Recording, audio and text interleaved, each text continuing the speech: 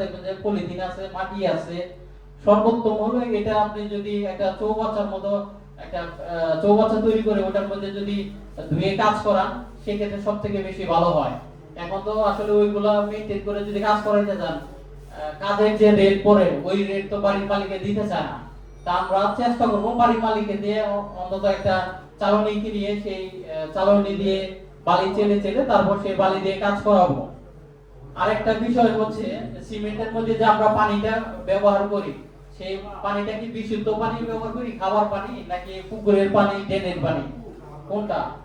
হ্যাঁ, অবশ্যই খাবার পানি ব্যবহার করা উচিত, যে পানিটা আমরা খাই। কারণ হচ্ছে আপনি যখন পুকুর থেকে পানিটা ব্যবহার করবেন সেটাতে কেমিক্যাল থাকতে পারে। সেই কেমিক্যালের কারণে আপনার ডালাইতে হয়তো ড্যাম আসতে পারে, লোনাও ধরতে পারে, রোডের মরিচাও ধরতে পারে, মানে ডালাইয়ের কার্যক্ষমতাটা অনেকটা কমে যেতে পারে। তাই আমরা পানি ব্যবহারের ক্ষেত্রে একটু মানে বিবেচনা করব।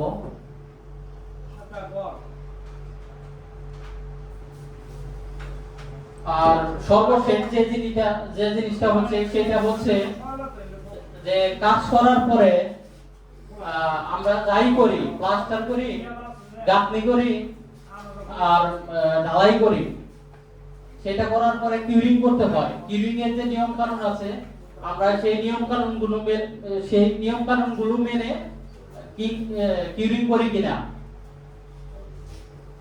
কোন কোন কাজের জন্য কতদিন কিউরিং করতে হয় সেটা আমরা জানি কিনা, সাথে কতদিন কিউরিং করতে হয়, 21 দিন, সর্বনিম্ন 21 দিন, কিন্তু 28 দিন করলে সব থেকে বেশি ভালো হয়। গাঁথনি প্লাস্টারের জন্য আমরা 10 দিন 12 দিন এরকম ক্লিনচার 14 দিন, সর্বোচ্চ 14 দিন আমরা কিউরিং করতে পারি। আর আপনি যদি কিউরিং, গাঁথনি, প্লাস্টার এগুলো যদি বেশি করে ফেলেন, 14 দিনের যদি বেশি করেন, সেই ক্ষেত্রে দেখা যাবে যে ওটা আপনি যত ভিজাবেন, ঈদের ভিতরে যে লবণ থাকে ওটা আস্তে আস্তে দেখবেন যে বের হয়ে এসে করবো। আপনি যদি বেশি ভিজান, সেই ক্ষেত্রে দেখা যাবে যে আপনি 1 মাস পরে খুব সুন্দর করে কাজ করছেন, নিয়ম মেনে কাজ করছেন, কিন্তু আপনার এই ওয়ালে রোনা ধরে গেছে, শ্যাওলা ধরে গেছে, তখন দোষটা কিন্তু আলটিমেটলি আপনার হবে।